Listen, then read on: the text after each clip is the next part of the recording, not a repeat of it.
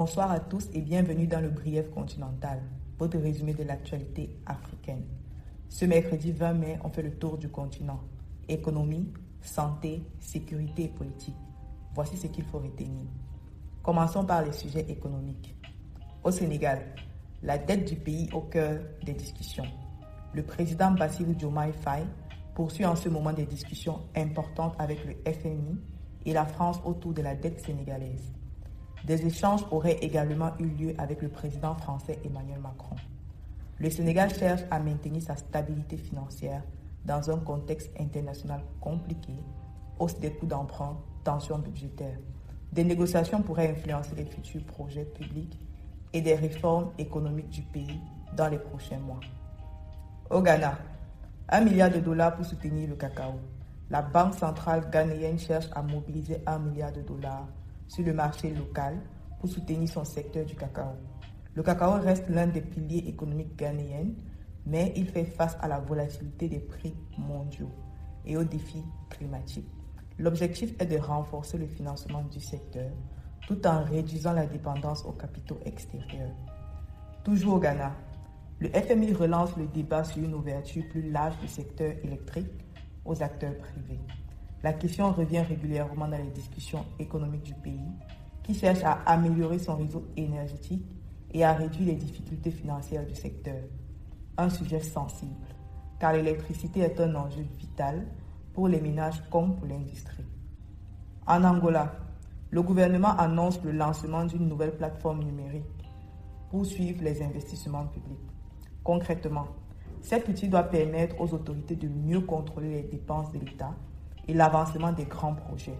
L'objectif affiché, plus de transparence dans la gestion des fonds publics. En Afrique du Sud, la société Emirati Amea Power a officiellement mis en service sa première centrale solaire dans le pays.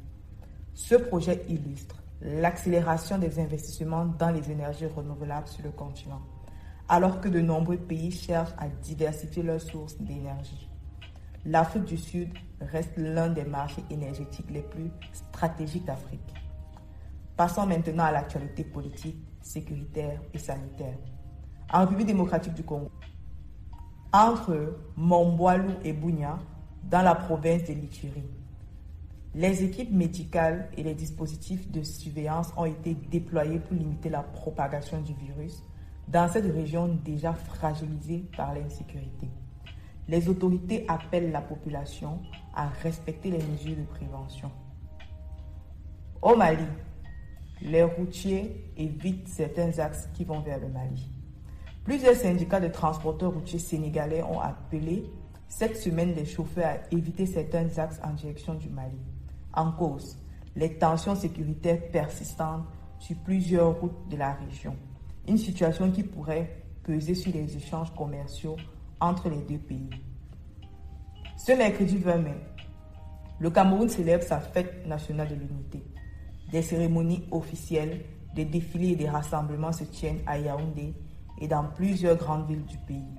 L'un des événements officiels les plus importants du calendrier camerounais.